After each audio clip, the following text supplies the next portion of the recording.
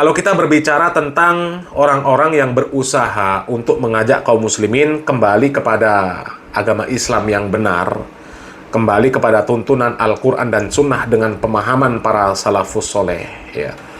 Orang-orang yang seperti itu mendapatkan gelaran yang buruk, ya. Mereka mendapatkan gelaran Salafi Wahabi. Kemudian gelaran Salafi Wahabi itu dilabeli dengan label-label yang buruk, ya. Wahabi radikal, Wahabi intoleran, ya. Kemudian Wahabi teroris, ya. Kemudian Wahabi sesat, tidak mau mengikuti pemahaman para ulama dan sebagainya, ya. Dan tuduhan-tuduhan itu keluar dari orang-orang yang mengaku, ya, mereka ini ya punya agama tersendiri, ya. Ormas mereka sudah disebut sebagai agama. NU niku nek cara kula mboten mengorganisasi keagamaan kemasyarakatan. NU niku wis agama, ora NU neraka. NU niku wis agama, ora NU neraka. Ora NU neraka. Ora NU neraka. Soalnya wong sing ora NU kok mlebu swarga ditulung karo wong NU gampang. Mereka mengatakan ormas mereka sudah agama. Ya, selain ormas mereka neraka. Kemudian urusan agama ini harus dipegang oleh orang dari ormas mereka. Kalau dipegang oleh orang selain dari ormas mereka, salah semua. Peran apa? Terus tanya terus. Peran apa? Syuhudan dinian. Peran agama harus kita pegang. Imam masjid, khotib-khotib, KUA, Menteri Agama harus dari NU. Kalau dipegang selain NU, salah semua. Jadi kalau kita melihat klaim-klaim mereka, ya luar biasa. Ya seperti itu klaim-klaim mereka. Ya mereka mengklaim ormas mereka sudah agama. Ya selain ormas mereka neraka. Kalau ada orang yang bisa masuk surga bukan dari ormas mereka, yaitu karena ditolong oleh ormas dari mereka. Gampang itu katanya. Ya kemudian urusan agama harus dipegang oleh ormas mereka. Ya selain ormas mereka salah semua. Bahkan ada yang mengatakan ajaran mereka itu 100% sunnah Rasul. 100% yang diajarkan NU sunnah Rasul. Jadi kalau kita melihat klaim-klaim mereka memang sangat luar biasa. Nggak kalah luar biasanya fitnah mereka yang mereka tuduhkan terhadap orang-orang yang disebut Salafi Wahabi. Itu juga nggak kalah luar biasa. Mereka menuduh Salafi Wahabi sesat, radikal, intoleran. Salafi Wahabi memahami agama ini tidak mengikuti pemahaman para ulama, ya, Salafi Wahabi anti madhab, ya, macam-macam tuduhan mereka, ya, luar biasa tuduhan mereka. Padahal kalau kita mau lihat realita dan fakta yang ada di lapangan, justru tuduhan mereka itu sebenarnya kembali kepada mereka semua. Cuma mereka nggak sadar-sadar, ya. Coba kita lihat, ini ada video, ada seorang kiai yang berbicara tentang agama Islam tidak mengikuti pemahaman para ulama, ya. Bahkan ya sebodoh-bodohnya orang Salafi Wahabi nggak ada yang seperti ini, ya. Coba kita lihat videonya. Tolong sebutkan nama ibunya Nabi Adam, Pak Kiai. Laiki, Pak Nur Hadi, ibunya Nabi Adam itu namanya adalah Siti Anisa. Ibunya Nabi Adam. Jadi Nabi Adam punya ibu. Namanya Siti Anisa, ya. Jadi Nabi Adam itu bukan manusia pertama yang Allah Subhanahu wa Ta'ala ciptakan. Karena apa? Punya ibu. Ummu Adam. Ini nggak pasti loh, nggak pasti. Ini menurut pendapat saya. Menurut pendapat saya. Coba. Yang nggak mengikuti pemahaman para ulama siapa sebenarnya?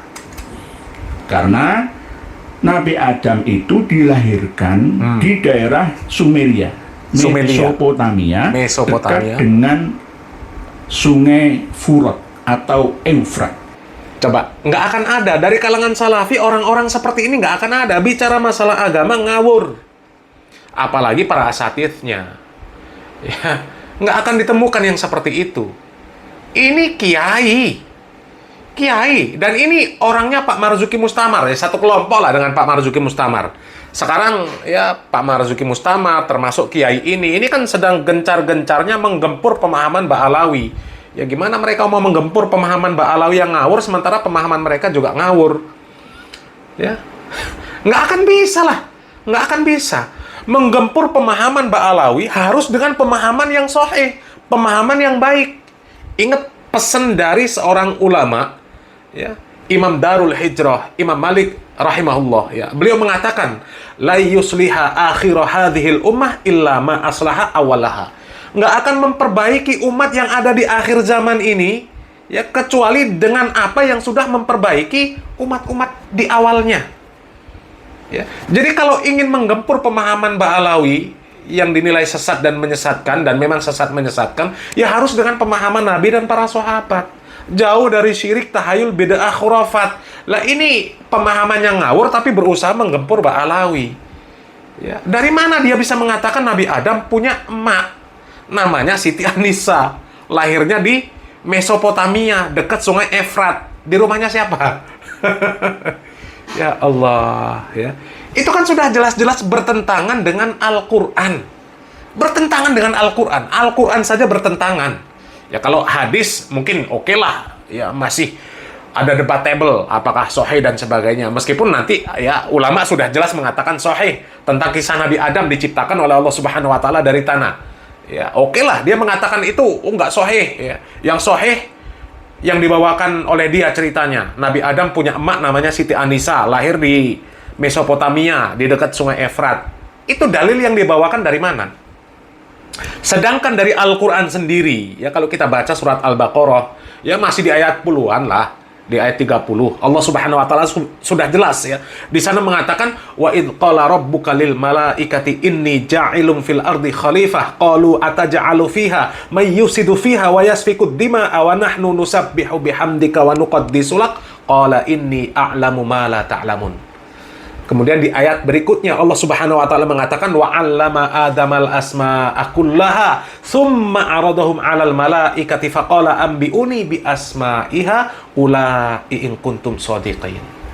Di sana kan sudah jelas dikisahkan di dalam Al-Qur'an tentang penciptaan Nabi Adam. Ketika mau menciptakan Nabi Adam, Allah Subhanahu wa taala bercerita atau ngomong dengan para malaikat bahwa Allah akan menciptakan khalifah. Maka disebutkan di ayat berikutnya namanya Adam. Ya. Kan jelas di sana. Kemudian di surat lain, di surat Ali Imran, Allah Subhanahu wa taala mengatakan, "Inna masala Isa indallah kamasali Adam, khalaqatahu min turabin tsumma qala lahu kun fayakun." Itu juga sudah jelas. Allah Subhanahu wa taala ketika membantah orang-orang yang kafir mengatakan Isa itu anak Tuhan, anak Allah, ya. Allah Subhanahu wa taala mengatakan, ya, bahwasanya penciptaan Isa itu, ya, seperti penciptaan Adam. Allah Subhanahu wa taala tinggal mengatakan jadi. Nabi Adam yang nggak ada emak, nggak ada bapaknya saja jadi, apalagi Nabi Isa alaihissalam yang ada emaknya, sudah ada separuh bahannya. Lebih mudah bagi Allah Subhanahu wa taala. Meskipun kita mengatakan Allah Subhanahu wa taala nggak ada yang sulit bagi Allah Subhanahu wa taala. Semuanya mudah. Tinggal mengatakan jadi. Ya, dan di sana jelas Allah Subhanahu wa taala mengatakan penciptaan Isa seperti penciptaan Adam. Ciptakan dari tanah. Kemudian Allah Subhanahu wa taala mengatakan jadi sudah. Dari mana dia mengatakan Nabi Adam punya emak namanya Siti Anisa? Nah, bapaknya siapa? Gufron. Ya kan ngawur luar biasa ini. Ya, jadi orang-orang seperti itu kok berusaha untuk menggempur pemahaman Ba'alawi. Nggak akan bisa. Ya, nggak akan bisa. Ya, sekali lagi, ya, ingat pesan Al-Imam Malik rahimahullah. Ya, beliau mengatakan, la yusliha akhir hadhil ummah illa ma aslaha awalaha. Nggak akan bisa memperbaiki kondisi suatu umat yang datang belakangan ini kecuali dengan apa yang sudah memperbaiki generasi awalnya. Ya, mudah-mudahan bermanfaat.